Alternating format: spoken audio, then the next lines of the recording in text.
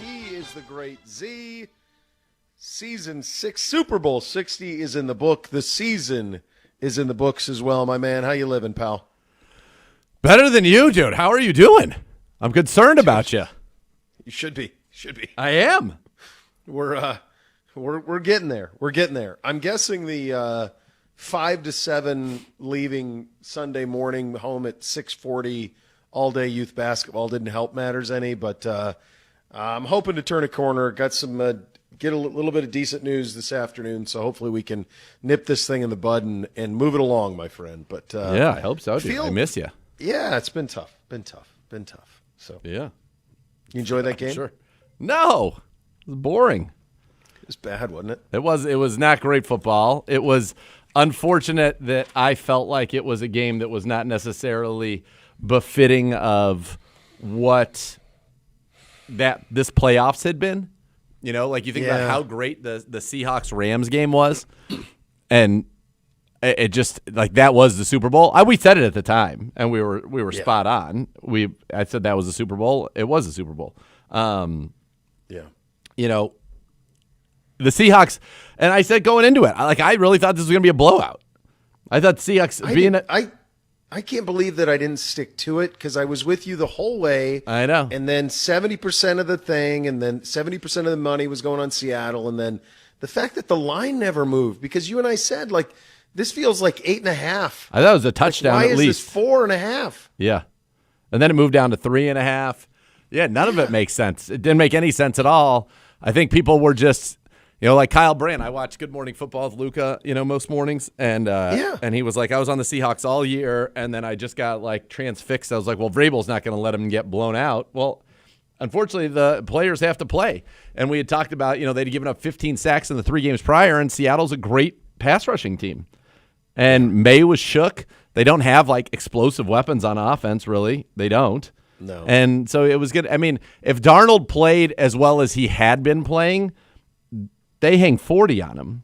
I mean, it's probably all that saved it, right? That's the only thing that kept it even remotely interesting. You got to the one point when it was 19-0, then 19-7, and you're like, all right, if they could score one more time and they could make it, let's call it 19-14. All right, now we got ourselves a ball game, but they couldn't. Not a great game. Seattle deserved it the whole way. Their defense was spectacular.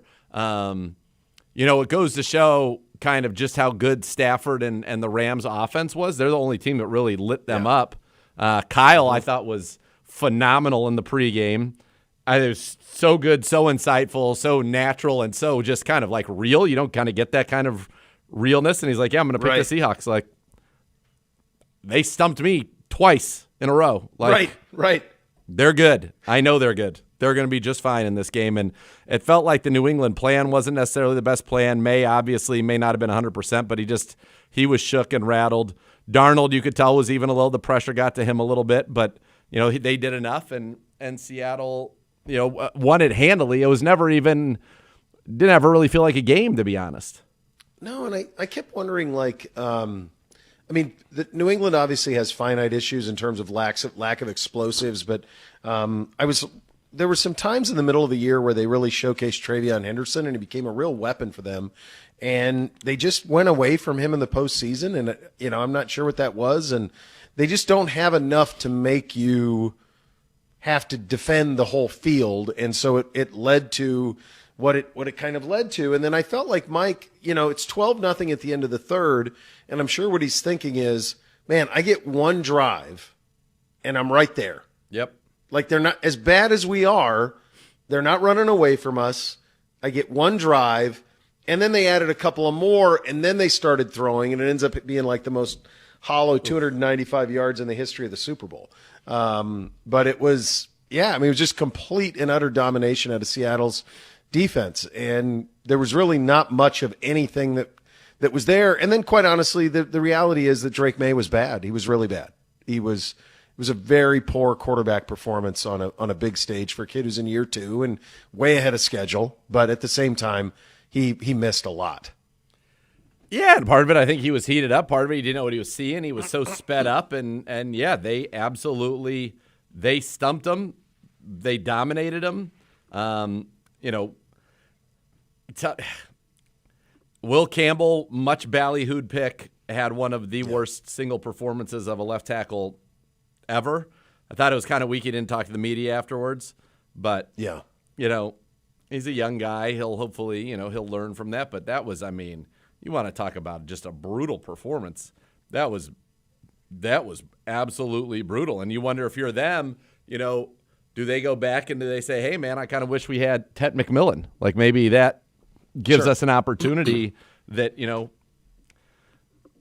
it's clear that, some of the last few Super Bowls where we've seen teams kind of get beaten, when you run into a defense that can absolutely get to the quarterback in a one-game scenario, that can do it for you. But it's very hard to get there without having a real offense unless you're playing, kind of what ended up happening for New England. They kind of, in some ways, lucked their way to where they were, and that's not taking anything away from them getting there. They were clutch and did what they needed to do, but they had kind of a pretty easy road to get there. And then they were outclassed. Like I felt like they were just completely outclassed. They weren't on the same. No, and then special teams, Jason Myers, 5 for 5, most field goals in a Super Bowl in history. Normally that probably loses you when you're able to settle for 5 field goals, and they weren't necessarily long. Not one was over 41 yards, I don't believe. And then their punter 3 times pinned New England inside the 6, and special teams, boy, it matters. It matters. It's one of those things like it doesn't matter until it does. You know what I mean? Yeah. Yes, I do. And, from the Seattle perspective now, this is a 25-year run with 2 really different regimes. They had the Mike Holmgren regime with Matt Hasselbeck that reached the Super Bowl but didn't win it. Then they have this Schneider-Carroll regime that comes in, and they win one, lose one. And now you have another win, and you're talking about – I grew up – I got family in Seattle. The Seattle Seahawks were never a model organization. They were a cute little operation in the West with Dave Craig and Steve Largent and quirky kind of uniform colors and all of that stuff. Yep. But they were never a serious team, ever, franchise. And you're talking 25 years now of 4 Super Bowl appearances and 2 Super Bowl wins, and they've pivoted multiple times, 3 different head coaches in that time. But now Schneider drafting to identity, and they've hired defensive coaches the last 2 times, Carroll McDonald. And on this one, they pivoted quickly.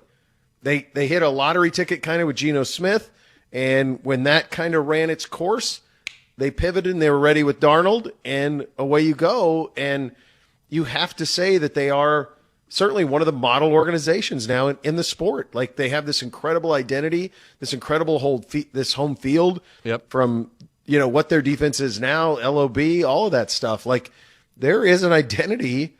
They're kind of the Baltimore Ravens of the NFC. Yeah, they are, and they're doing that in a division that has produced another Super Bowl champion and multiple Super Bowl appearances in those 25 years from 2 other teams in their division. Yes. Yeah. Which is wild. Yes. Because the Niners have been there, 3 times in the last 25 years and haven't won. They were there with Harbaugh, twice with Kyle. Ravens, Chiefs, right? Yep. Lost the Ravens and Chiefs.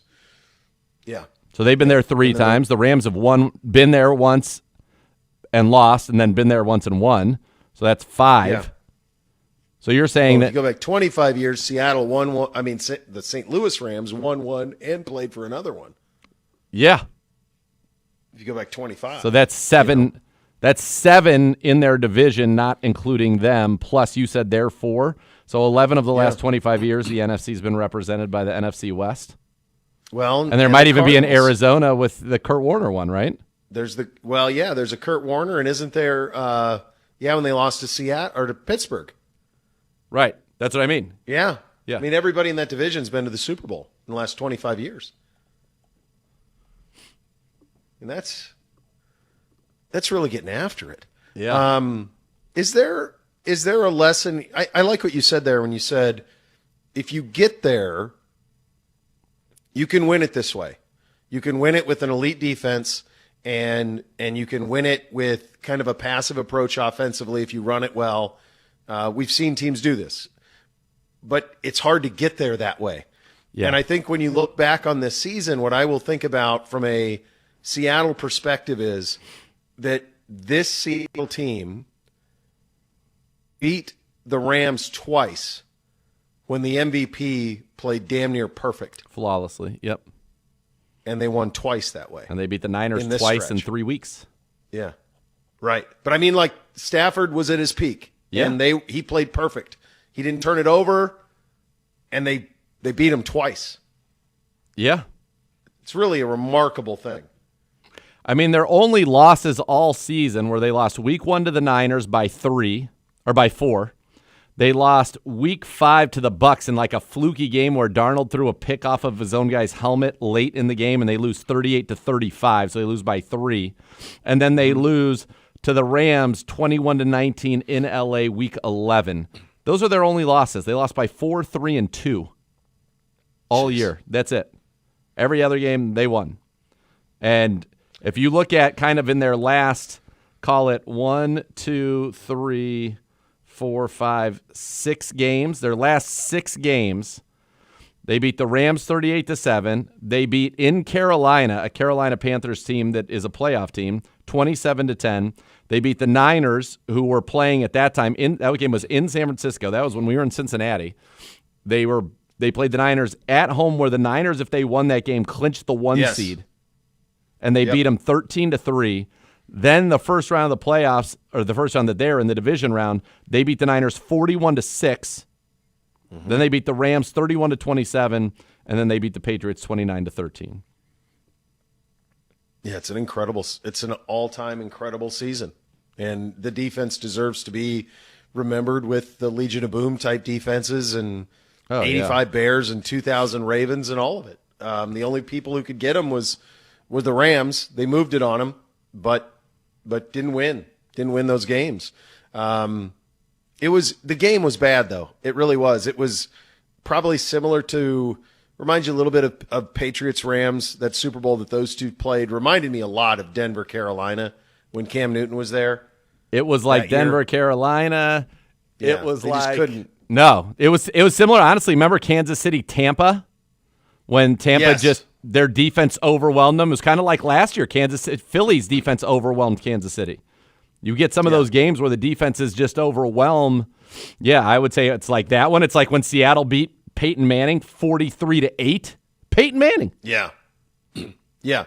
There are a few times in the last, 12 years where a defense just completely suffocated the offense. And I would say it would be that Seattle beating Denver in 2014, Denver beating Carolina 24-10, New England beating the Rams, which is what made them trade for Matt Stafford 13-3. The Bucks when they blitzed Mahomes 31-9, and then the Eagles last year blitzing Mahomes 40-22. Yeah. Just where defense is just crushed the games. Just bully balled. Yeah. And you couldn't get anything done, and Drake May had no chance. He had no chance. No, he really did not. He did not. He did not play well. And, he was beaten up, sacked 6 times. So you think about that. That means he was sacked 21 times in a playoff run. I think that was the most, because I think at one point he was at 19, which was tied with somebody else, but that's now the most. So, they were just dominating. I thought, offensively, they did not take advantage of his legs, really, which I thought maybe at some point they needed to do. No, they didn't. You're right. Not a lot of screen game, which I thought they probably needed to do. And the Seahawks just had an unbelievable plan. Yeah, they did. And they ran it, and they kicked field goals, ran it. It seemed like they knew that 5 field goals wins it. Yeah. We're good. We don't need to chase it. We don't have to get crazy. We kick some field goals, we're going to win this thing, and that's the way that it kind of goes down. When you look back on, and we'll have time to do this at a bigger picture, I'm just curious your gut reaction to this. How will you remember this season of NFL football? Like big picture. A shockingly down year for the AFC, like stunningly down. Yeah. In a year in which the AFC was not great, and Mahomes, Burrow, and Lamar Jackson all missed the playoffs. Yeah. I'll remember that. And then just that the NFC and the NFC West in particular was just kind of dominant from the outset. Yes. And the NFC West was, it's kind of like you felt like the Super Bowl champion was going to come from the NFC West. The NFC Championship was 2 teams from the NFC West. 3 of the 4 teams obviously made it. They all had double-digit wins. It just felt like that was the best conference. You had some injuries, and you just had some, I think it was a year in which, you had offenses struggle a little bit more than maybe you would have expected in years past. Yeah, I think your first point is my overwhelming one, and it's kind of the feeling of the window, kind of the first and in some instances the second window of the Mahomes, Lamar, Burrow, Allen closed. That closed. Now, those teams are all going to have to reconfigure, and we'll see, but like the end of McDermott and Allen in Buffalo, the end of Harbaugh and Jackson in Baltimore. For whatever reasons in Cincinnati, they stood pat because of course they did. But the injury to Mahomes, like it felt like the last 5 to 7 years, you would, at the start of the season when you're saying, all right, who's going to win it? You'd say Kansas City, but if not Kansas City, Buffalo, Baltimore, Cincinnati, because of those 3 quarterbacks, other than Mahomes. And I do feel like this was kind of a line of demarcation of, not to say that those guys won't be back in it, but the innocence of them being in it, I think, is gone. And they're going to have to retool those rosters, and I think Cincinnati's window is completely closed. But the other ones are going to have to reconfigure in a hurry to get back because the balance of power in the NFC West especially is kind of overwhelming. And yeah. Seattle, Rams, Niners, those are same regimes in terms of the front office regimes for a while now. Yeah. And they draft to a system. Yep. They know how to draft. They don't miss much on drafts. And the cupboard is just continually restocking.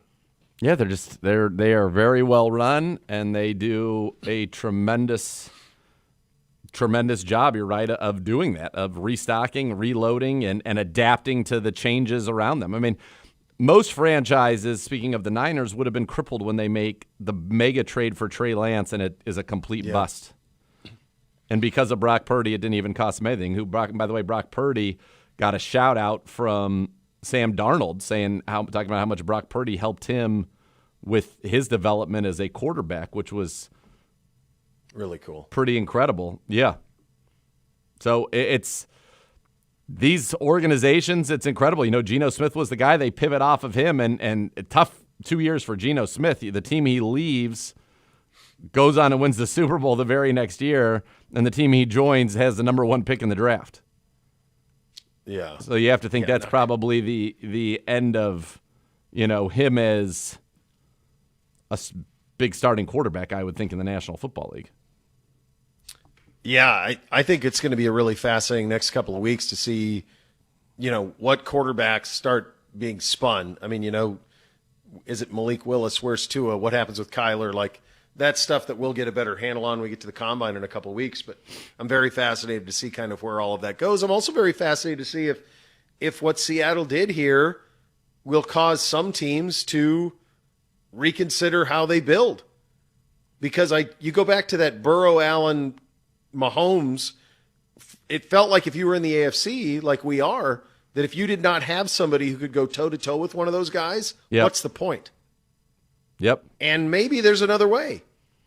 I mean, Seattle went another way. They have an elite defense, a great ground game. Darnold played incredible the last 2 years, but I don't know that anyone would say that he is, a Hall of Famer or an elevator of that type of stuff, but he was really good all season long, and now he's a Super Bowl champion. And so, like, how far are we from that? I mean, our defense is at that level.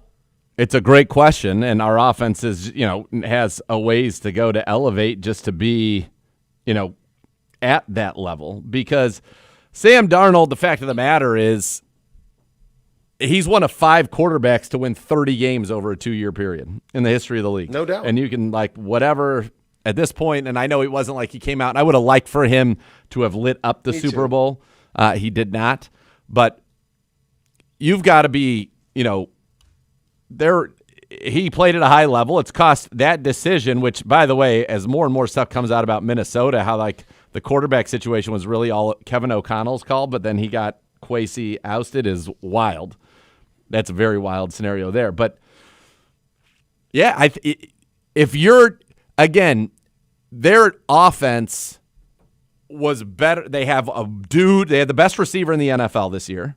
Yes. Jackson Smith-Njigba. That matters, and that was kind of what centered everything around it. Now, he didn't have a great game in the Super Bowl, and that's why they didn't have their, I think, best game in the Super Bowl, because you certainly need him to do that. Well, he's their weapon. Gonzalez probably is the only reason that wasn't 30. For sure, but two of the passes, he had him. One where Darnold missed him. He had him on the one in the zone, and he underthrew it. He underthrew it behind it. Gonzalez got it. Yeah. But if he puts a good ball on that, that's a 22-yard touchdown. And if he puts the one where it was a kind of a broken play, but it's an 86-yard walk-in for Jackson Smith-Njigba if Darnold just puts that on him or puts it high enough in the air that he can run under it. But yeah, on some level, we're not that far away, but on other levels, it feels like we're very far away. One thing that we have to understand is that was the best performing special teams unit in the NFL. The Seahawks, and by the way, that special teams unit performed at that level throughout the playoffs. They opened up the game against the Niners with a kickoff return touchdown. They closed it with a punter putting 3 punts inside the 6 and a kicker going 5 for 5. So yes, that part of it we're far from, right, in terms of just not as I like our kicker and our punter, but we're far from being a special teams unit that makes game-changing good plays. We have not. That was not on our tape last year. It was quite the opposite. So defensively, we're very good. Very different scheme. And I think a lot of people are saying out there, oh, well, we interviewed Dirty for head coach. Let's bring him in here for DC. That would be a complete scheme change. Complete and total scheme change if he was the defensive coordinator of the Browns. Because he's schooled in that. It's all zone. Seattle plays all zone. That's what they do.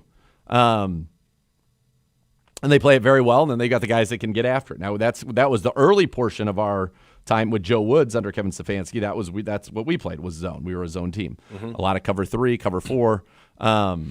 Now we're much more of a man team, and we obviously do play some cover 2 and inverted cover 2. We play some zone. You can't just play 100% man, but we are much more of a man team. So I think that would be a little bit different. Now, it does sound like we're casting a very wide net on there. We'll get to that as the show goes on.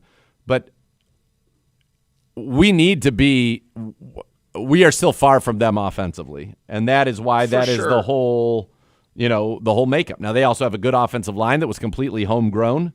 Now, not all of their starters are elite, but certainly enough of them. They played well. Kenneth Walker was big in the biggest games this year, like just monstrous. Wins the MVP without scoring a touchdown. Doesn't happen very often. I think is the first running back to win the MVP since Terrell Davis. So we're talking decades. But yeah, they got it done in that game scenario. The game that they had to win, they blew the doors off the Niners, and then it was the Rams game. That was the Super Bowl. And the Rams were the one team that could have got them. And the Rams had a special teams blunder that you could say cost them that game. So if you look at from a special team standpoint, game-changing plays were made in all 3 games by the Seahawks in their playoff run. What you just did is exactly what I wanted to do, and you just got there on your own, which I'd embrace you if I could. I wish you could. But the point of the exercise was our defenses are different. Both are elite. Yep. Okay, now here's what Seattle has. And what they have is, and you went off every single thing, as I knew you would, elite special teams, plus special teams. Yep. Not even, plus. Yes. He doesn't miss a kick. Nope. And the punter's unreal. And the punter is perfection. He doesn't miss it. And then they get returns for 6. So they have plus special teams. So elite special teams. Yep. You've got to be elite on the ground. Okay, we're not that far from that. A healthy Quinshon Judkins, we're not that far from that. Sure. Really, they have a good line. I don't think they have a great line, but they have a good line, and they play well together. Yep. We're going to have to rebuild that entirely. Okay? Yeah. Competent quarterback, plus competent quarterback. Yep. Darnold is plus competent quarterback. And when he needed to be great against the Rams, he was. When they needed him to score 30, He could. Yep. And did. But he doesn't turn it over. Didn't turn it over. Protects it. Handles it. But in the one time he was in a street fight, he was able to elevate. Totally. And played yeah, toe-to-toe with 345 and Stafford. 3 against Stafford. Yeah. And they didn't turn the Right, ball but over, by the way, in their entire playoff run, which is insane. Not once. But he wasn't the number one pick in the draft who was drafted by them and brought along. That's not what it was. Nope. Anybody could have had Sam Darnold who wanted him. Yep.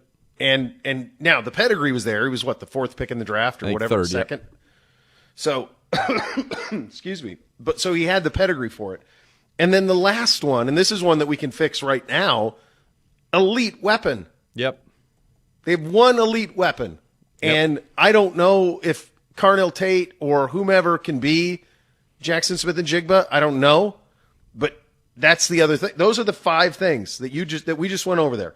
Elite special teams, great run game, good offensive line, plus quarterback, not elite, plus quarterback, and elite weapon. You do that with an incredible defense, and you're cooking with gas. Yes. Yes. And it's a lot. It's a lot, but that's... But to me, it almost seems less daunting than go get the next Peyton Manning. Well, yeah. That'd be great. You know? It seems more doable than that. It is tough, and you're going to be in a division with, and we have to see, what is Lamar Jackson going forward? If the reports and the rumblings that you hear are true, which is that he's done being a running quarterback, he does not want to run anymore and get hit, he's tired of it, is Lamar Jackson still a top 10 quarterback? If you take that away. I don't know the answer to that. Joe Burrow is going to be, I think Joe Burrow's elite, but the reality is hasn't been able to stay healthy consistently, and for whatever reason, they have not been able to put what they need around him other than, when they went there in 2021. To me, he feels like he's destined to be Marino, which is still great. But I feel like, and not that Drake May is going to be as prolific a thrower, or maybe he will be at some point, but it's hard for me to envision them getting back there again anytime soon. It just is yeah, but I don't think they're going anywhere either, though. And I think people will want to play there. For sure. They'll draft well. So, For sure. They're only going to be better. I think, to me, this feels like it seems like they were a year early, maybe 2 early, maybe 2 years early. Yeah. And I think I just believe in Braves, and I think that they'll be knocking on the door a lot in the next 5 to 10 years. Hope so. I mean, I hope or not. I really don't care. I don't need to see any more I'll of be it. honest with you, I don't really care. Be nice for us to have a little of that, buddy. Well, yeah, we got to. Yeah. I mean, we got to see. Our great friend of the program, former Browns secondary coach Jeff Howard, was right next to McDonald when the Gatorade was poured and was instrumental. He was coach of their safeties. Julian Love, of course, had the big pick in there. They worked on some of those blitzes, and he's reached the mountaintop, and it's awesome for him. I was talking with him this morning, actually, and it was just like, that's cool. So cool for him, right? Like, he's done it, and I was talking with a couple other people in this building. I'm like, all right, we've seen, our friends go do it. We got to get you to do it now, and do it here. And so that's what's hard about this is getting there is hard enough, and then when you don't get it done, there is no guarantee. I mean, Dan Marino never made it back. Thus far, Joe Burrow has never made it back. Lamar Jackson and Josh Allen have never made it, period. Never. Period. Never. Yeah. No, it's really hard. It's really hard. And it seems like once you do it, though, there is a roadmap that is duplicable. You can follow it. Yes. A lot of these teams get several at-bats at it. There aren't many one-offs where you make one run and then we never hear from you again. Like so many of these teams, I mean, the Patriots have played in 9 Super Bowls in the last 25 years. The Seahawks have played in 4. The Niners have played in 3. The Rams have played in 4. I mean, there's been so many multiple Super Bowl teams Yeah. over the last 25 years, like playing for it. So, Yeah, lots to get to on the Super Bowl, of course. The broadcast, everything. Should get you a couple of news and notes here around the day. As far as your news here with Todd Monken continuing to put the staff together, Christian Jones has reportedly made the jump from tight end coach to wide receiver coach per Mary Kay. Chad O'Shea took the wide receiver job, of course, in Kansas City, so that opened up that position. So Christian Jones goes from tight end to wide receivers. Mary Kay also reporting the Browns have interviewed linebacker coach Jason. Well, we don't need her. We did that on Friday. We did that on Friday. Monk made it clear he wanted to keep the same. We no disrespect to Mary Kay, but when we had that on Friday, Jim Schwartz, of course, went into that on Friday as well. And then the Browns reportedly requested to interview Giants assistant coach Charlie Bullen, Rams assistant coach pass game coordinator Aubrey Pleasant, and Panthers pass game coordinator Jonathan Cooley for the DC opening. So that's 3 new interviews there, buddy. You talked about that wide net. There it is. And I think that there's even another one. Do you have that, Gibbe, at the ready? There was one more. Here it is. The Browns have requested to interview Falcons defensive pass game coordinator Mike Rutenberg for their defensive coordinator job per source. He was the number 2 for the Tennessee DC job that went to Gus Bradley. That's from Jeremy Fowler. So big net here for the Browns, interviewing multiple candidates. Yeah, I love, obviously, our internal options. And some good external options as well, and we'll see where this all ends up. Do you know off the top of your head stylistically, are all of these? And the other name is guys who'd go Schwartz's approach. I do not know that off the top of my head. Yeah, the one who was with Houston. The Houston one would be. Was Friday. That definitely is. Yes, that is definitely the same. Yeah. So something to watch for on that side of things. Gibbe's back. Hi, buddy. Gibbe. Look at him. He's back. How the heck are you? Well, here I am, brother. You are. You're definitely here. playing hurt.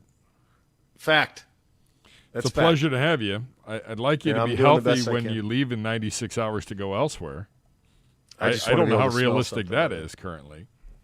Well, the Doc's optimistic that by Thursday we could be drugs feeling pretty good about things. So we'll see. Good. Well, no, I mean we were talking about it, like that. That's the whole thing. Is like everybody's hesitant to give you something. Like I know I was sick for 5 weeks after that Chicago game. Right. 5. Like Jeez, I had a cough. I could not get rid of it. It finally took like a steroid to knock it out. Yeah. I just wanted to be good. Like, let's go, baby. Yeah. So, I will say, hopefully you get out the warm air, and I mean, it's warmer where I was than it is here. Not, it's not jumping in the pool, although I did jump in the pool on Saturday, and that was a regrettable experience. What did you do? Too cold? I was in the pool. It was beyond freezing. And I'm like, the heaters are supposed to be on, but the heaters can't make up for the fact when it's 31 degrees at night every night. Right. Yeah. And then they've overcompensated by heating up the hot tub to the point where you might get third-degree burns walking into the hot tub. I'm like, we're doing this all wrong, whatever you guys are doing down here. Yeah. This ain't it. No. But, I'm in shorts and a quarter zip. So what am I going to, like, that's it. I can't complain. It was good to get away. Got a few days. Once the pressers ended, the G-Man and J-Mac did a fantastic job of holding things down, as well as you guys. And 2 weeks from today, Combine. Hard to believe, right? 28 days from now, free agency. 73 days away from the draft. Jeez Louise. Well, as long as by the time we get to those 73 days, if we have a day in the 70 degrees around here, that would be nice. That would be that'd be wonderful. That's a win. I would sign up for that. Like tomorrow's supposed to be 45. Thank God. Okay. All right. I don't That's care a if it baby rains. step. Some of this has got to melt. I was talking to Tequila Fila earlier. I said, yeah, I feel like talking with people down in the southern part of the country, like last week broke some people. Not just up here, but down there. Like people are like, how far south do I have to go? Like I golfed with a couple guys. They were like, we were in South Beach 3 weeks ago, and they're like, at no point did we even pull out shorts. I'm like, what are we doing? Jeez, that's what terrible. is? It was 72 in Montana last week. My father Yeah, was quick you to point sent out. that to me. I'm like, get out of here. I opened it up on my Crazy. phone. I'm like, Look how great it looked in the Bay Area. Did anybody of you guys watch the tournament in Scottsdale? It was Right. unbelievable. Yeah, they look great. yeah. Yeah. Unbelievable. Yeah. Well, hopefully we can get there. Those are your hot topics today, presented by University Hospitals, official healthcare partner of your Cleveland Browns. Not even close to done with the Super Bowl. A lot more to get to here. The broadcast, the advertising, the pregame, the halftime, all of it. Going to be a fun little program for you. We're off and running. Cleveland Browns Daily, 850 ESPN Cleveland.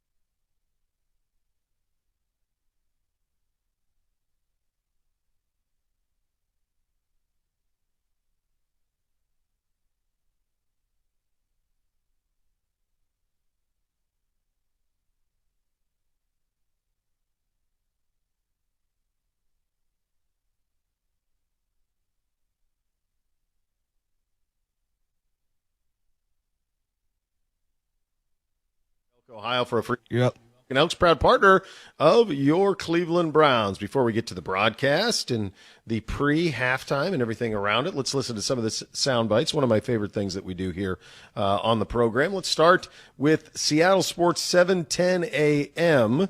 This is the Darnold to the pride of Aurora, A.J. Barner for the game's first touchdown. Alani in the backfield now. Play fake to him. Sam stops. Looks, throws. Got a man wide open. Touchdown! Seahawks! It is A.J. Barner. He could not wait to get out of that hotel. Talked to him yesterday. He said, I got to go hit somebody. AJ, how about catching a touchdown, too? He does from 16 out. How about that kid, man? Aurora, baby. Green man? Yes. Let's go. Simza. We brought it amazing. up. G-Man and I were talking, like, when they were doing the introductions yesterday, how many people were from Ohio?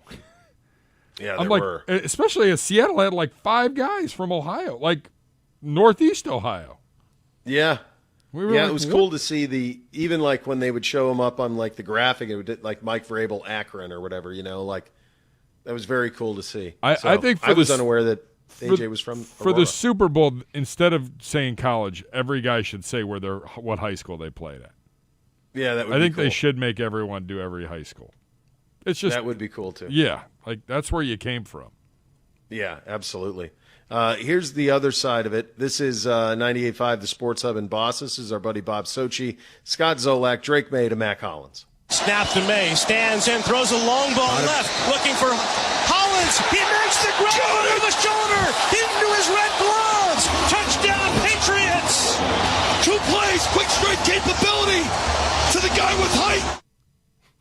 Zolak's so good. I'm gonna miss them. And So good. They had Is a good this it run. for them? no, I'll miss them in this off season. Like, you know. Oh, yeah.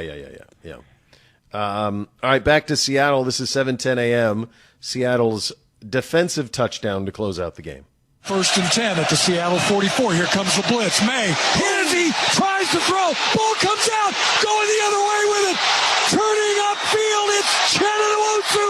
And he scores. Touchdown. Seahawks. The Seahawks defense. They have done it again. And finally, here is your final call, courtesy of Seattle Sports, 7:10 a.m. Single receiver right. May dumps it off underneath. Ball is caught. It's the run back. It's Henderson. He is tackled in bounds. 3, 2, 1. The Seahawks. They're bringing it home again for the second time in less than 12 years. The Seahawks win Super Bowl 60. They are bringing the Lombardi back to the Northwest, and the party begins. I think that when you're kind of just waiting for it to end Yeah. versus reactionary, like it didn't come down to the final play. No. So you kind of just want it to end so you can say what you're going to say. Yep. Yeah, because it didn't end. Like all of a sudden No. it's like 10:05, and I'm like, man, we're getting late here. Let's go. We already know how this ends. Right. We knew There's it. not going to be a comeback here. Like, come on. Yeah. What did you guys make of the NBC side of things, the production side of it? I don't really have anything that stood out to me. I thought Tirico was really, really good. He was, yeah. I thought Collinsworth probably fought as hard as he could to convince us that it wasn't over, Yes. and then finally it broke him. Yeah. That He was like, I don't know interception over the middle. Yeah. He's like, I can't even comment on that. I don't even know what I don't know what he's doing. Yeah, they were really trying to hopefully get it, They were trying to talk. When it got to 19-7, they were like, okay, so now we maybe. And then they got the stop. And they got the stop, and they're like, okay, if they can score here, then now it gets really interesting, and then he throws that pick, and that was it. And then you got the sack strip fumble, and then you got the defense touchdown. It was too much. Hey, NBC, at halftime, when you only have 3 or 4 minutes at most before the Super Bowl halftime, you don't need 20 people on set. No. What? No. Like, the number of people, like, how? What's the budget here on this?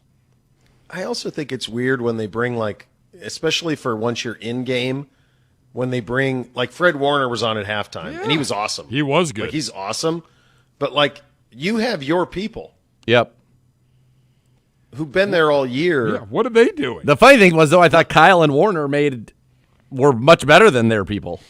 I missed all the Kyle stuff because that was pregame, right? Oh, So I Kyle, he didn't was see- so good. I'm not surprised, but, like, I just didn't see any of it. But Yeah. I saw Warner on at halftime, and I was like, where's NBC's people? Yeah. I don't know. They had a million people, and I'm just like, Yeah. it's too many.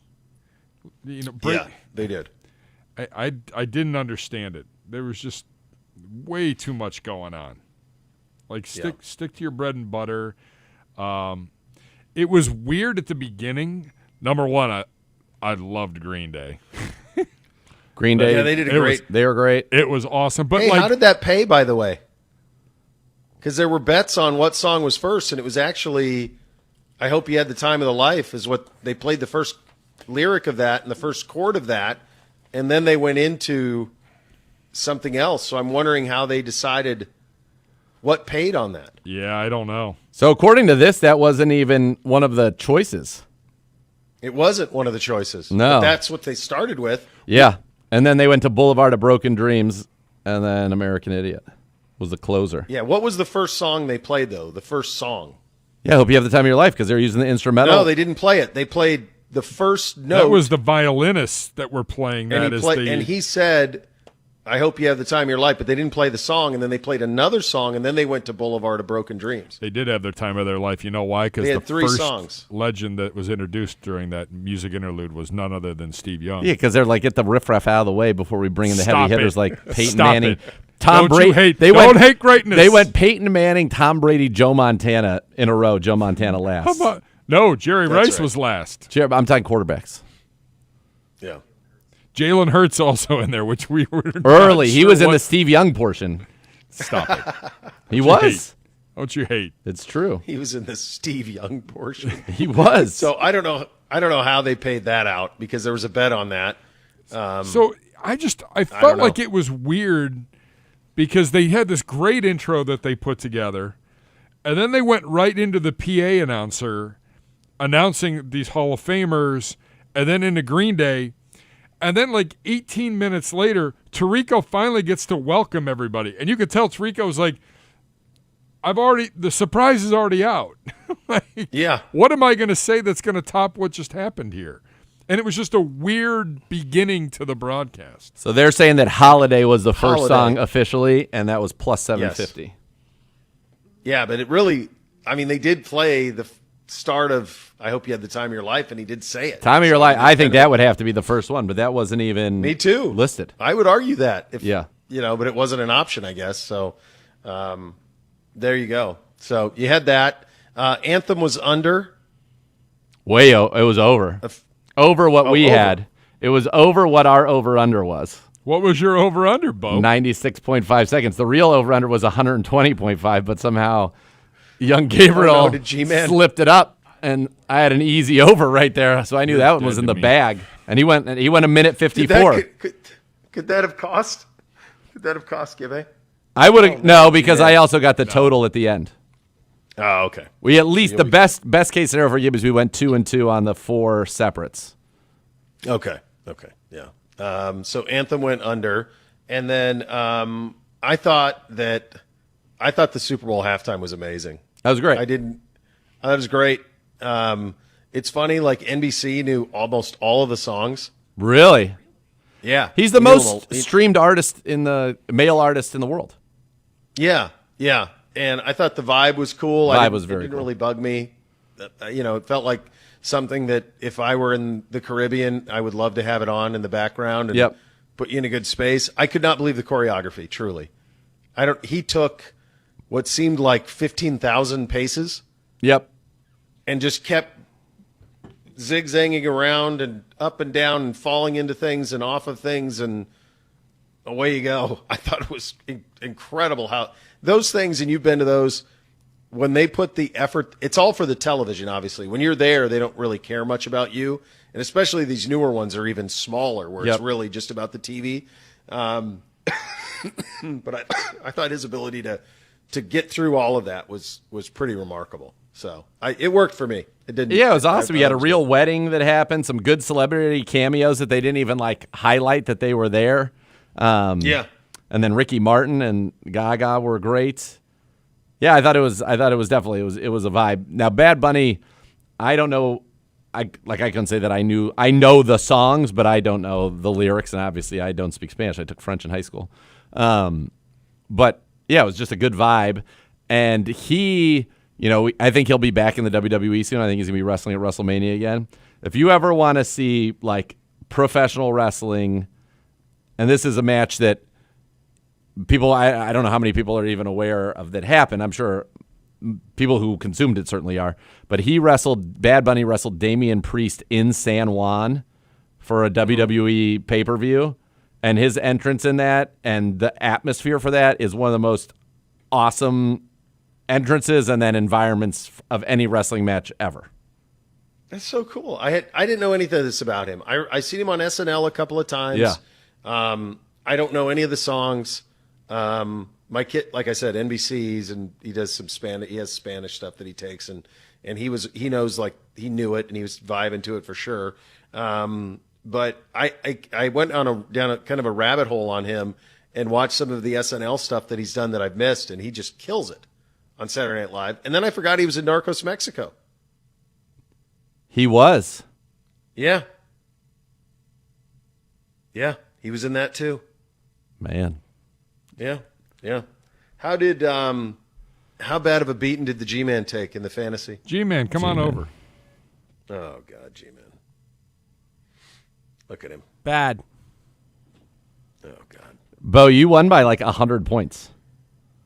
Yeah. Well, I got second. We have a graphic here on the stream. Bo, you finished with 265.12. What a legend. And then Zagura was Under the second weather with 159.14. I mean, it was Bo and I taking candy for baby. Bo picked from the one hole and did a tremendous job. I thought he picked the tremendous, and he rode 2 teams, one of which made it to the championship game. Both of your teams, everybody on your team got at least 3 games. That was my whole strategy. Yeah, and then in worked. the Super Bowl, you get Jason Myers, who makes you get 19 points out of him because he made 5 field goals, Super Bowl record, not a big deal. Jordan comes in third, 156.44. You guys in second and third, Zagura and Jordan, didn't have anyone play in the Super Bowl. Didn't need to. I did, and I still lost by 30. Didn't need to. So Gibby was fourth? Gibby was fourth. Yes, he was, with 152.66. So all you guys were in the 150s, and I checked in at 123.62. Wow. Pretty bad. Would have had more had Sam Darnold actually hit JSN. Well, yeah. Yeah, I mean, Hunter Henry you could've became really a ghost. Devontae Adams never really got the ball. I don't know. I lost my kicker. I lost my flex to a torn ACL, and then Kenneth Walker just decided to become Michigan State. Kenneth Walker undrafted in our thing. Yeah. Huge miss. He was committed to something? Kent State, by the way, so another Golden Flash wins the Super Bowl. And I thought about between him and RJ Harvey, and I just thought that the Broncos had a little bit of an easier path. And quite frankly, I think had Bo Nix not been hurt and they decided to play that game in a reasonable environment, I think they probably win that. They do win that game and go to the Super Bowl. Might have, yeah. Probably with Knicks. Yeah. Yeah. Didn't somebody draft Charbonnet? Yeah, I did. Gee, young Gabriel. He was my So you flex. drafted Charbonnet and not Walker? Yep. Young Gabriel. Bo, we need you to get back here so that we can discuss door number 2 and save young I know. Gabriel's finances before he has to I'm trying. go into his Effort. trust fund to pay for this. Yeah, he's not going this to. The dinner. trust is not going to hold up to Indianapolis. No. I don't believe. Yeah, we got to. We can't discuss door number 2 now. No, No. no, No. No. So good. It can only be discussed off air. Door number 2 is discussed off air in very specific company, away from prying ears and eyes. Yeah. Door My number 2 goodness. is Out of state. Yeah, maybe. State line. It could be. my It could be. goodness. It could transpire be. in Indianapolis. You can't say it wouldn't. No, no. you certainly can't. All right, yeah, we got there you go. We got your weekend headlines. We got some positional reviews. What else we got in here? We got a little higher, lower as Little well. mock Lots of fun draft. here. We might not get to higher or lower today. We'll. All right. We've got mock draft mania with Matt Miller. Okay. All right. You got a lot of good fun here ahead of you, kids. If a car, truck, or motorcycle accident cause you injury, call the injury lawyers at 1-800-ELK Ohio for a free case review. Elk & Elk's proud partner of your Cleveland Browns. You listen to Cleveland Browns Daily. We're presented by Ballybet, official sports betting partner of your Cleveland Browns. Please bet responsibly on 850 ESPN Cleveland.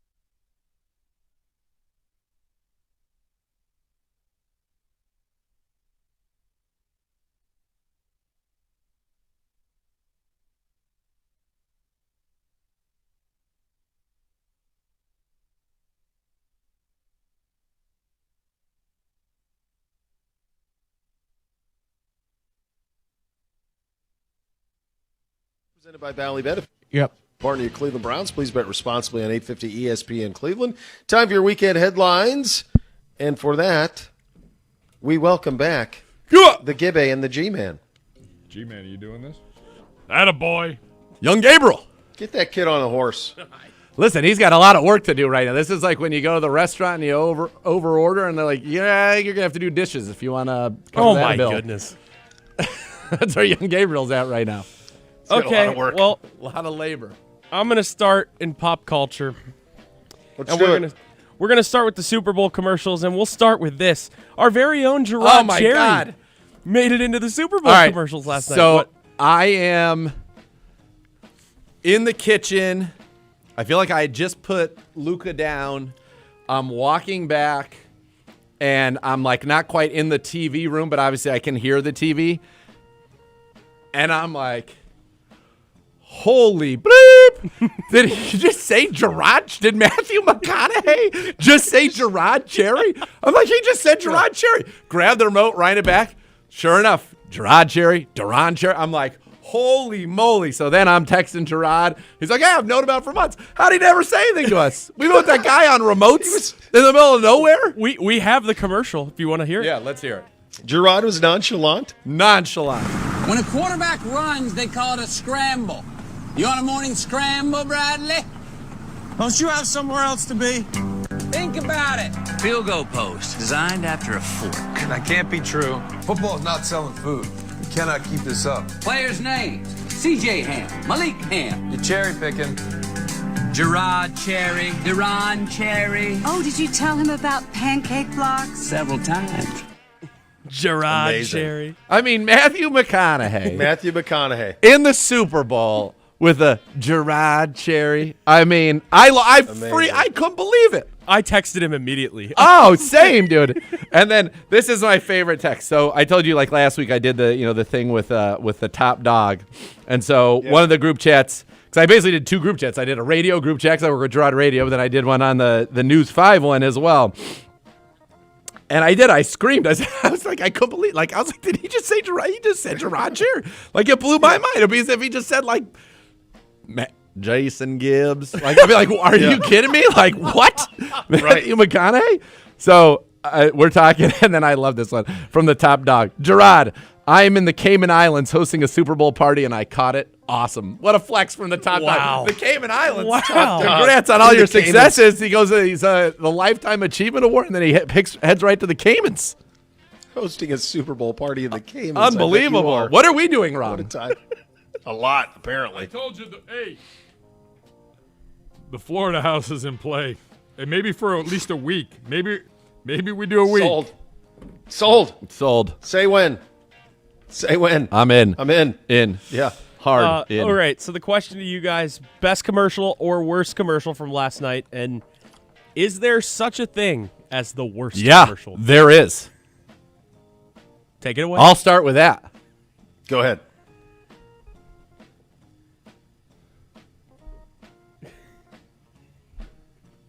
Thank you.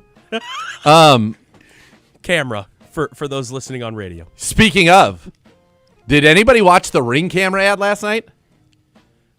Yes. I don't think I saw it. I didn't see The it. dog thing? Yeah. Yeah. That they can control things? Yeah. And then you do a little digging, and do you know who Ring Camera is involved with in business dealings? And you go down a little rabbit hole. So Ring Camera had an ad last night, They did.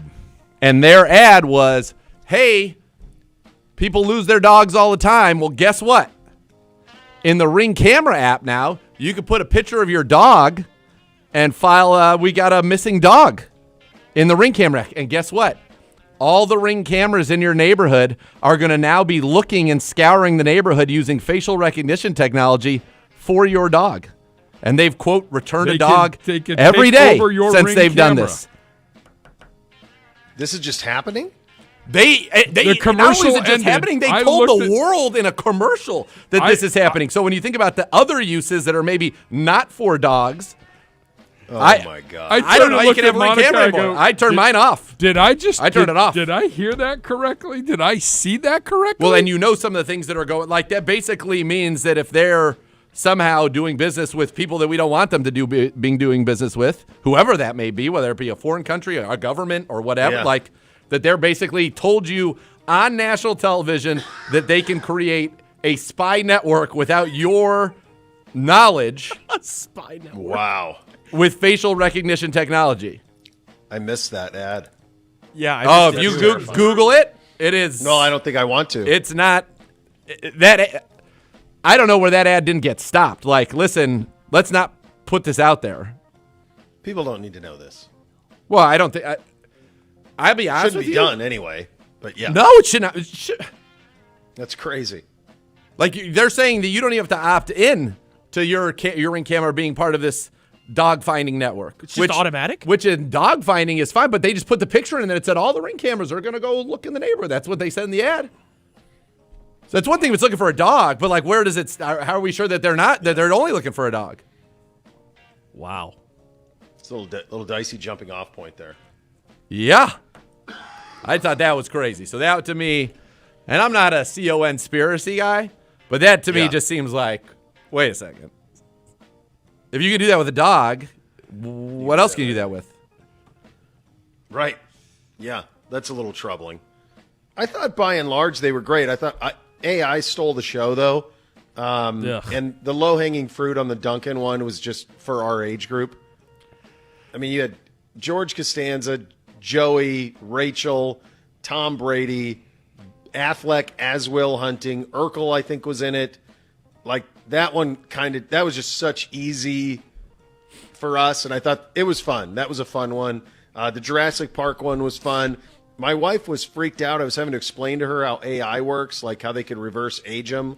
Like I kept wanting her to not talk so I could just listen to what it was saying. How are they doing this? How are they doing this? I don't think they've quite got it, though. I don't think they've quite. I don't think that reverse aging quite nails it. I think it still worked. I think it worked almost despite that. I think that kind of was part of it for me. I love the manscaping at the beginning. Yeah, that was a good one. That was a good one. Yep. Problem is, a lot of these they like leak out before. I thought McBride was hilarious just because I love McBride. So like he could. I missed his. What was his? That halfway there insurance instead of State Farm insurance. He was on a desk. He was on a desk singing, and they were doing Bon Jovi, and then Bon Jovi picks the people up and with this Jake from State Farm, and they drive off. The colorectal cancer one was good. That was really good with Arians and all the tight ends. That was very good. I like that one a lot. Gibbe should get bonus points in the competition because it started with Colby Parkinson, right? Yes. Yeah, I think it did. I mean, and then you're talking about like. Then it was like Gonzalez, Gronk, Vernon Davis was on there. Yeah, like you're talking. No offense to Colby Parkinson, but you're talking like dudes. Jackets. Yeah. Like Vernon Davis played in the NFL for like 800 years. Yeah. Yeah. No, they had that one I thought was good. I thought it was pretty good. They were pretty entertaining. It was the Bud Light ones were good. The Gillis one with Manning was funny. The Budweiser one with the eagle growing up on the horse's back. Oh, yeah, that one. I love Never that one. felt more patriotic. Freebird. Oh, baby. Yeah. And then they came and they showed in the stadium in the VOM right there, that one tunnel, they had a bald eagle sitting on a horse. So sick. Yeah, that was pretty Crazy. sweet. Yeah, that was pretty sweet. Crazy. Yeah. Bootsy was particularly affronted by the idea that that Pepsi could use the polar bears. Well, yeah, it was. He did not like gimmick that infringement at all. He did not like that at all. Like Pepsi having the polar bears did not please him in any way. It was a great job by them. It was, but he hated it. He loves stuffed animals, and apparently he's a Coke guy. I didn't know. Very bitter. So there's your Super Bowl commercials. NBA time. James Harden made his Cavs debut over the weekend in Sacramento. 23 points, 8 assists, 2 rebounds, 7 of 13 from the field. Is this the piece that can get it done? I'll reserve judgment, but no. Also, I was watching. I'm all in on this, by the way. I was so excited because everybody else was losing their minds in anger. And I'm like, by the way, I'm not sure as constructed you were going to do anything else. You needed to break up that 4. Yes. Go get me a guy. They did. I don't know if it works out or not. What if it doesn't work out? Well, you lose in the first or second round again.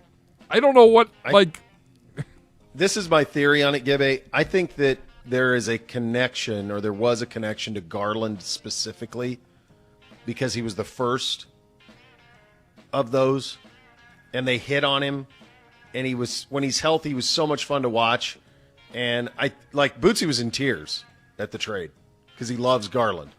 And so, like, he's got no jerseys anymore. Like, they're all Garland jerseys. So, like, all of this stuff. So I think that there's just a connective tissue with Darius that was maybe there more than it would have been with, say, Mobley or Allen, or maybe even to a certain extent Mitchell, in that Mitchell was acquired via trade versus somebody you drafted. Sure. Rub some dirt on it. It'll be fine. He felt fine, though, when he was watching Carolina beat Duke at the buzzer.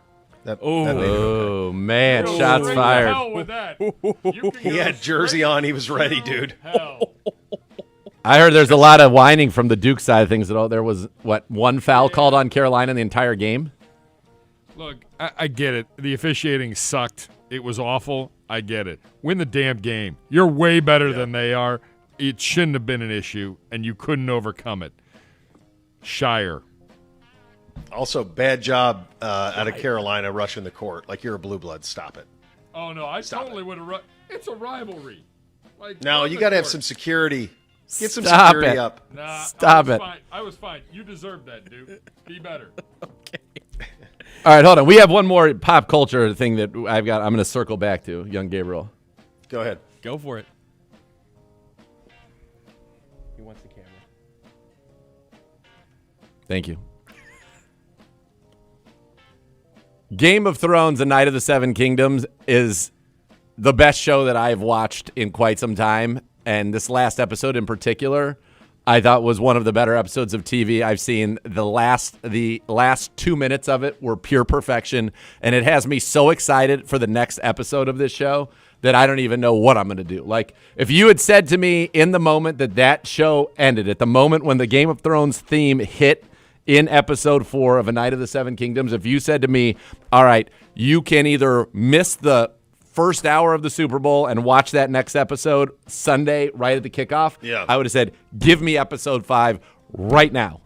It is so good. It is so well done. The actors are so good. And it just went from being fun to, this is Game of Thrones. This is serious. And it's source material. It's all written. And they're being 99% true to it. And George R. R. Martin is the star. That's one thing I read a take that somebody had that said, when everything that was pure source material was gold in Game of Thrones. Yeah, that maybe the real star is, yes, the actors bring it to life and the effects and all that, but you don't need dragons flying around. You just need George R. R. Martin's writing and just ballerness of it. His story, yeah. Oh, my God. That show is so good. And that episode was the end of that episode when the music hit. I got goosebumps right now. They did right. Even that they had fun with. Yeah, because they teased it to you in the first episode. I mean? Yeah, it's really fun. It's a really fun show. It's unbelievable. And it's not like for some people looked at Dragon or whatever, and they didn't want it seemed heavy lifting, and I get it. This isn't that. This is an easy entrance into this. I don't think you need anything previous, and I think you'd enjoy it. Oh yeah. Oh yeah, it's just fun, and the connective tissue of it is so good for those that are deep into the Thrones. But it is they're 30 or 40-minute episodes. I don't know what you're doing. Football's over. You should be caught up by Sunday. That's how good this show is. Be ready for it because they are going to have the trial by 7. What a weenie, that guy, to invoke trial by 7. Absolute loser. I can't wait for him to go down. I'm so pumped. This is as good as Rock Hogan at WrestleMania. That's how excited I am for this. All right. I'm telling you all. It's good. It is. Come on. Aren't there any true knights left? You had to do it twice. We're screaming into the microphone. Oh, my goodness. It was, dude, unreal. All right. In the Olympics world, T's and P's with Lindsey Vaughn. I wish I had 4 hands so I could give that show 4 thumbs up. Real quick, would you rather be on the curling team, be a loser? No, or curling's lame. Ski jump. Ski jump. Ski jump for sure. You're going to get. All right. And I bet I could fly real far. You know one thing I wanted to run. You guys are all professionals. I want to run this by you. So as everybody knows, Lindsey Vonn tore her ACL. Then she did 2 practice runs, and then she ran in the final and just got blown up, right? And the images are incredible, and the video of it was incredible, and your heart broke. Yeah, major surgery, broken leg. Yeah. Do you know who won gold? Do you know? I know what downhill. Who won gold? It was another American. Yeah. The Americans. Breezy Johnson won gold, and it's not anywhere. All the coverage was Vaughn. Yeah. And I get it because everybody knows who Lindsay is. Like, I understand it. But I also think a disservice is being done to Breezy, to the woman who actually won gold, who is an American. Yep. And she's not even being discussed because we're talking about Lindsay skiing without an ACL. She is on this program. Good job by you, Breezy Johnson. I'll tell you this. I always have been fascinated by the downhill and the Super G and the slalom, all that kind of racing, the alpine skiing. It was not until I saw, and you always knew they were fast, and they have the still cameras where they'd fly by, and you're like, man, this is completely insane. But when they got the drones, that's it. and you really get a sense of how fast and reckless and how quickly, like, these people are nuts and insanely talented on the edge of obliteration. I mean, it's clearly they are on the edge of obliteration. We finally reached the point where the technology to cover the Olympics is worthy of the Olympics. It does it justice, absolutely. It does it justice. Because when that above shot with them. Yep. No. It's unbelievable. Yeah. Yeah, it's crazy. And on luge specifically, the drone following them when they're going down that ice chute, you see how fast they're going? It's unreal. I can't imagine. You slip off the board, like, what happens to you? You just roll up on the ice. But, I mean, you're just holding on to beat heck, aren't you? Yeah. Like with the skiing, like you better turn. Yeah. Or else you're toast, man. It's done. No, it's been pretty cool. And real quick, in the college football world, North Dakota State, they're finally making the jump to the FBS level. They will join the Mountain West for football only in 2026. They have to pay $12 million to the league to join and $5 million to the NCAA to make the jump from the FCS to the FBS level. What a joke. And they will be ineligible for the Mountain West Conference Championship and College Football Playoff for 2 years due to the transition period. That's garbage. Yeah, why should they have to pay the NCAA here, guys? I have no idea. It's a joke. I would just say no. We're not paying them. I also think buyer beware here. That was my next question. Yeah. Buyer beware. You got 30,000 people watch you play every Saturday. You've won national titles. You can compete for national titles. You're going to go from that to not competing for national titles. And there's really no path for them to. So just buyer beware there. That's be careful what you wish for. What was the enrollment at North Dakota State? North Dakota State enrollment's just under 12,000 students. Like, you could do that if you're Duke and playing basketball. Yeah. And you're a basketball power. Like, as a football power, where are you getting your kids? Yeah. Well, and further, you're not. I mean, they're good. Yeah. I don't know. They had a nice niche. They were winning national titles and always in the mix. I don't know why you'd want to do this. Yeah, like, isn't that part of the appeal of North Dakota State? Like, you go there and you expect to win championships. Well, you guys both went to MAC schools, wouldn't you? If your two alma maters were in 1AA and they were competing for national titles, would there be more interest in the football program? 100%. I think there probably would be. Yeah. Yeah, so it just, I don't know. I don't understand it, and I'm with you. I think buyer beware. That's what we learned this week. Good job out of you, G-Man. We'll open up a little mock draft fun with our buddy Matt Miller coming up next. You listen to Cleveland Browns Daily on 850 ESPN Cleveland.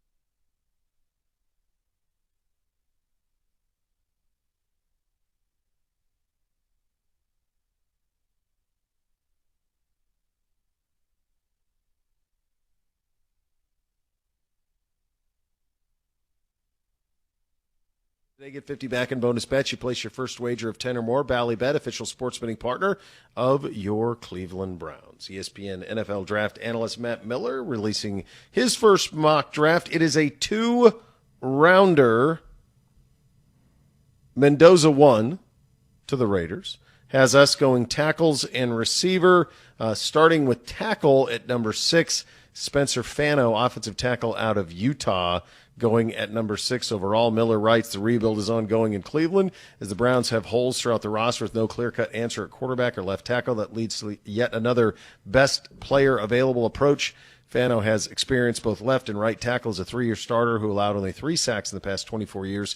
Could be the replacement for free agent Jack Conklin on the right side, but offers flexibility to start on the left if DeJuan Jones doesn't return to form after suffering a torn hamstring and torn lateral collateral ligament this season. Dr. Z.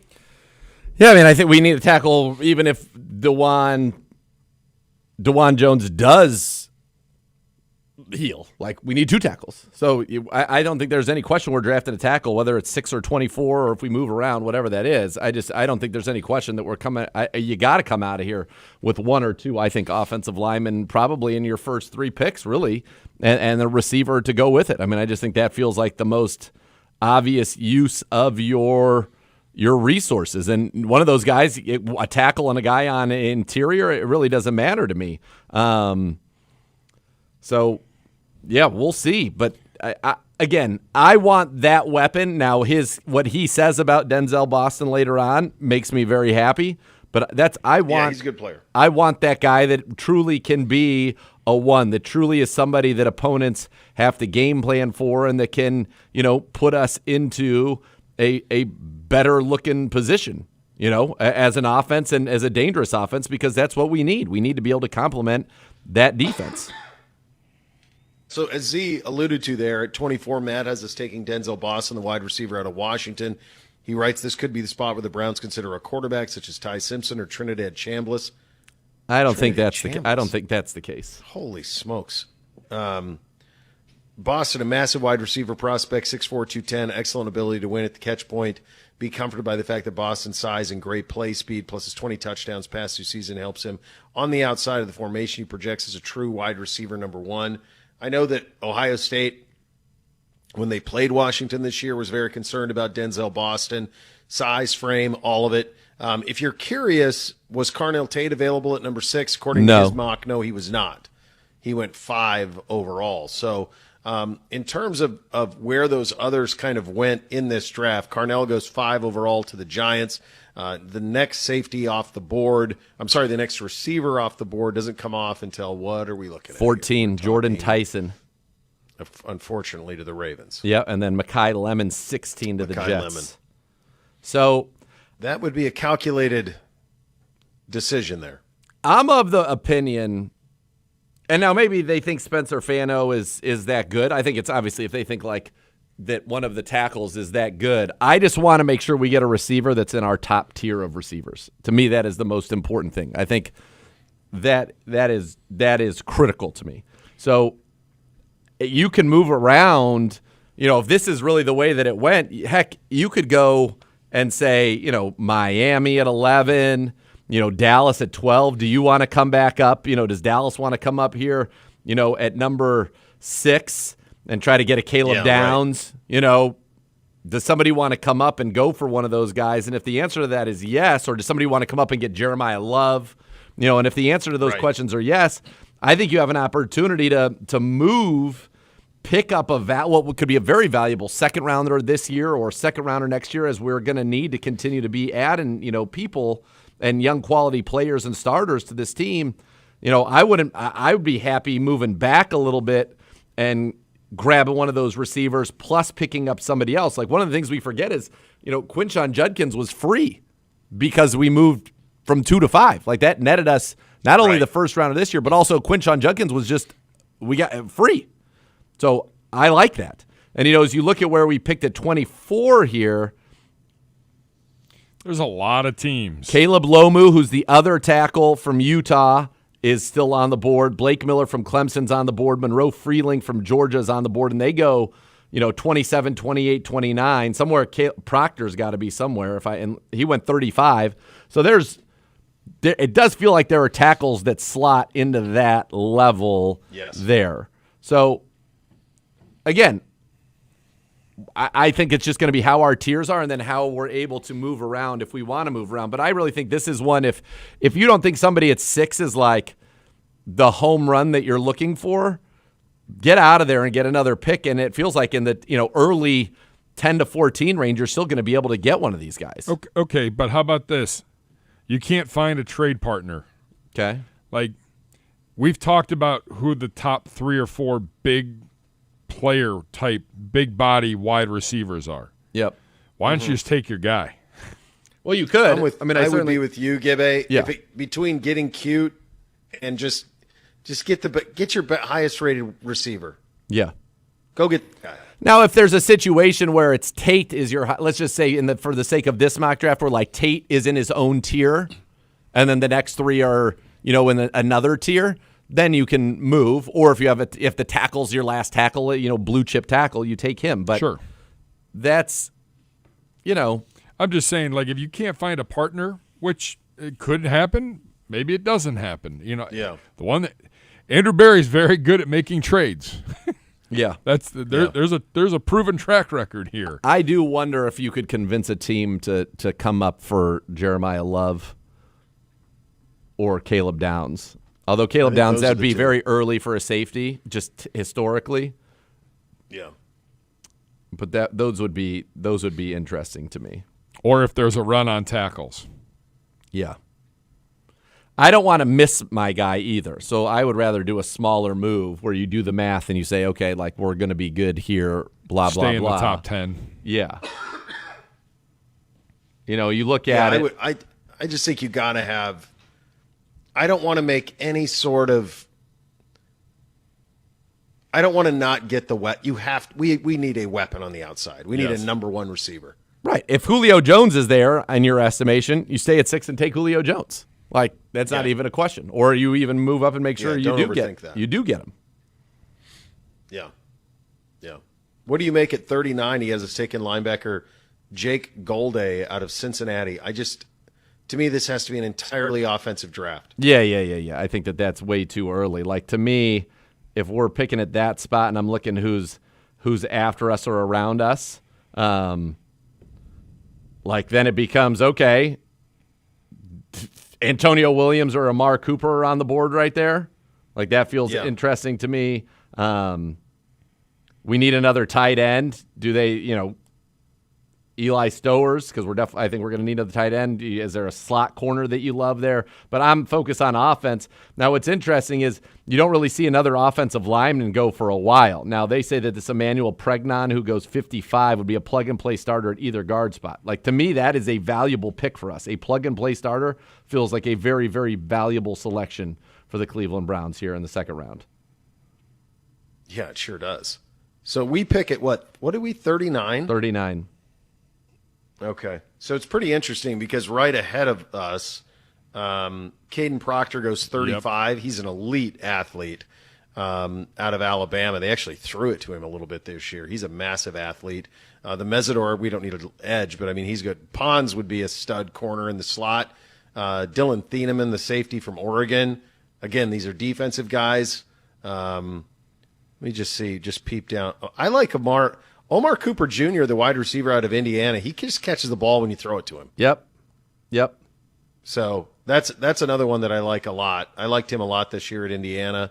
Then it starts to get a little loose, maybe, I suppose, a little bit. But I really think this is a good second round. Yeah. And I don't think, like, if we draft a receiver where we want to draft a receiver, I don't think we need to draft another receiver in this draft, because you'd have that receiver, Tate, Lemon, Boston. You'd have Judy, and you'd have, Bond, who I still think has a ton of upside. You got Tillman, who now is, as a role player, I think is a pretty solid 4th receiver. Sure. And then you could add in a Corley or whatever, who showed some flashes for us last year. But then I feel like pretty good about that. The question is, do we want to get another tight end in here? And my guess is, that could be a veteran. That could be an Isaiah Likely. Could come in here because he's so familiar with Todd Monken. Didn't have a huge year, so I don't think the price tag would be huge on him. But That's I'm with you. I think if you could get a starter at tackle and a starter at guard and your number one receiver with your first 3 picks, like how's it? That's a home run to me. That's to me. That's the draft. That's what a you home just run. did. Yeah. And by the way, if you can starting move guard, starting tackle, starting wide receiver, and if you can move a little bit in that first round so you can pick up another one, now you then have a luxury pick in the second round, which is what in some ways Carson Schlesinger was. Yeah. And it hit, but that's where you could find a slot corner. That's where you could find, whatever it is. If you do need another linebacker because you can't afford to pay Devin Bush coming off of his great year, Yeah. We have it in here, the 5 Buckeyes, 4 in the first round, 5 total in the first 33 picks, 4 off of that defense led by Arvell Reese going number 2 overall to the Jets, Caleb Downs to the Commanders, and then Sonny Styles all the way up to 12 to the Cowboys, and then Caden McDonald to the Jets at 33. Man, just so much talent. It is crazy, So much that a team with 4 of the top 12 picks in this mock draft, they do not win the title. I do think it is. But to be fair, the 2 teams they lost to in this mock draft, the quarterback's going number 1 overall, and I think there are 2 Miami defensive linemen in the top, or 1 defensive lineman, 1 offensive lineman in the top 5. Yep. So the teams they lost to are pretty well represented as well. But I do think it'll go down as a really miss when you think you had the Heisman finalist and the best player in college football back in Jeremiah Smith and this defensive talent and Carnell Tate. Like they had, and Mendoza said this last week. He said Ohio State was the most talented team we played. Yeah, so, no doubt. Yeah, they probably were. We'll have a lot more of these as we get to Combine here in a couple of weeks. All right, coming up next, our position reviews continue. We're in the cornerback room. We will do that coming up next. You listen to Cleveland Browns Daily. We are, of course, brought to you by our official sports betting partner of your Cleveland Browns, Bally Bet. Please bet responsibly on 850 ESPN Cleveland.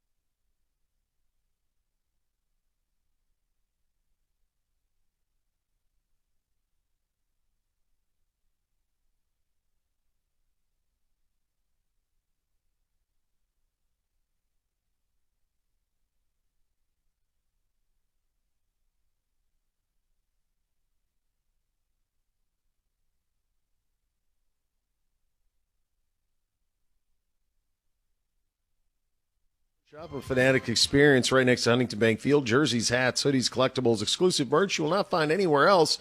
Shop in store online at shop.clevelandbrowns.com. Cleveland Browns Pro Shop, official merch of true Browns fans. Position reviews continue as we head into the offseason now, and we are in the cornerback room on the defensive side of the ball. And for more details on that and the breakdown, we turn it over to Dr. Z.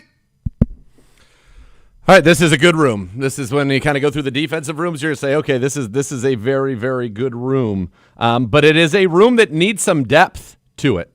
As you look at this, coming back, your two starters, Tyson Campbell and Denzel Ward. Now, one of the things I would love to be done before we even get to free agency, I would like to see MJ Emerson locked up here and coming back. MJ Emerson, tough season in 24, was ready to roll in 25, suffers the torn Achilles, but he's back. He's doing well. And I think that there is a world in which you could play Tyson Campbell, MJ Emerson, and Denzel Ward together. With Campbell, with his physicality, I think he can slide into the slot. I think MJ could play as kind of a big slot at times as well. Denzel's not, I don't think that's where he wants to be. But I think you could make it work. I think you can make it work and maybe kind of split it up between the three at times. But I think that would be an unbelievable cornerback room. MJ coming off the injury, you're going to be able to get him probably on, a 1-year, quote-unquote, prove-it deal at a very good rate. Yep. So I would love to see that locked up. He's here working his butt off every day. I love the guy. I'd love to see that. Miles Harden, up and down, I think would be the fair way to say it, is stepping into that slot corner role. I think that is an area, if you said that we want to upgrade it, is that slot corner right now. And that could come via the draft or come via free agency or MJ Emerson, right? Like I think MJ Emerson does that. And if you had MJ Emerson, Denzel Ward, and Tyson Campbell as your top three, Miles Harden could still be your backup slot because regardless of who got hurt, if one missed any time of those three, the other two can play outside. So I think that, depth-wise, I wouldn't be surprised to see us add a corner in the draft later on. You've got some guy, Sam Webb was here. You've got those guys, Trey Avery, those other guys that were here. But it's a room that is very top-heavy, but that's okay. And by the way, Tyson Campbell next year, we have him through the 2028 season, so 3 more years. Denzel's under contract for 2 more years. Miles Harden 2 more years. Hopefully you get MJ locked up. Campbell's contract is only $4.9 million cap hit this season. I mean, it's unreal. It's crazy. He was so good last year. I mean, he was so good last year for the Cleveland Browns. Physical, ball skills, all of it. And, he actually had 18 passes defense. The 12 would be just with the Browns. 18 on the season, was one of the top 3 in the league. So I thought he played really, really well. He's physical, all of those things. So big fan of his, big fan of that trade. That worked out very well. We love Greg Newsome, obviously, and wish him well. But that trade worked out, especially for what we do on defense. And we know we want to keep it going. So there was a physicality that he brought. Yep. That was just. It just was exactly what the doctor ordered at the right time. And, this is a great room. It's a great room. And that Campbell cap number is incredible for 3 more years. Yeah, just incredible. Under $5 million for a top 30 corner? Yep. Yeah, I think it's fantastic. I think it goes up. G-Man just said, we think it goes up to 18, but that's 2 years from now. And by that point, he's still a bargain. Yeah, totally. But yeah, of course. Yeah, that was a very nice move, and we love Greg. Greg was great. He was, every time we saw him, he put you in a good mood. But at the same time, for what we were doing defensively, that fits. And the MJ thing is, you and I talked about as soon as the injury happened. You'd love to find a way to get him back and get in the mix. I haven't seen him, so he's around a lot. Yeah. I've seen him. He's always here rehabbing, feeling good, making great progress. And yeah, it's. I love that guy. I love that kid. He's a tremendous kid. He is a competitor. He's a heart and soul kind of guy. And I think it makes all sense in the world to have him back here with the Cleveland Browns. All the sense in the world. We were talking about it when we were putting together this segment. Like, you need 7 corners to get through a season. At least. Yeah, at least. But I mean, on the initial 53, it's probably 6. you're going to need 6 or 7 corners on your 53 for depth purposes. Yeah, that's a spot. You know, I mean, we were just talking about Matt Miller's mock. There were a couple corners there in that early. Well, I said round. that's the one position I could see them grab a slot guy that they think could be really good, you know, for a long, long time. Is this 8 seasons for Denzel Ward? Yeah, Denzel, and that's the thing. Denzel is not a spring chicken. He was in that 2018 draft. You know, like. Gosh almighty, that's right. Yeah. So Him and Bake were picks 1 and 4. Wow, time flies that he's like that far along. Yeah, that was the first year you and I started doing the show together. So yeah. Obviously we're kind of tied on all of that. But remember how in the beginning, like for the longest time, when you'd walk in the facility, you'd see the NFL draft card with the two of them. Oh yeah, yeah, in the main right entrance down there. Yeah, yeah. I mean, and Denzel Ward, you know, 8 seasons, 4-time Pro Bowler. He's tremendous. He's a legit, you know, number 1 on that side of the football. He's playing himself into like the consideration when you start doing like all-time Browns teams in the corner room. Like he's playing towards that. That's a room that's a pretty good room. Actually, a 5-time Pro Bowler. I was wrong. 3 straight Pro Bowls, 5 out of 8 seasons he's been in the Pro Bowl. 1 minute. Yeah, no, he's definitely in that kind of a discussion. He is 5-time Pro Bowl. I think he has the most Pro Bowls of any Browns corner ever. And his are all not alternates. His are legit. His are not like is the 28th alternate, you know, at kicker or something. 40. No. Very, very legit. All right, that'll do it for us. Fun program. Appreciate your listening as always. We are back tomorrow. What's that, brother? Get well, Bo. I'm trying. Apparently we've got a real treatment plan now, so we'll see how it all goes. All right, good. Thanks for listening, everybody. Cleveland Browns Daily, of course, we're presented by Bally Bet, official sports betting partner of Cleveland Browns. Please bet responsibly on 850 ESPN Cleveland.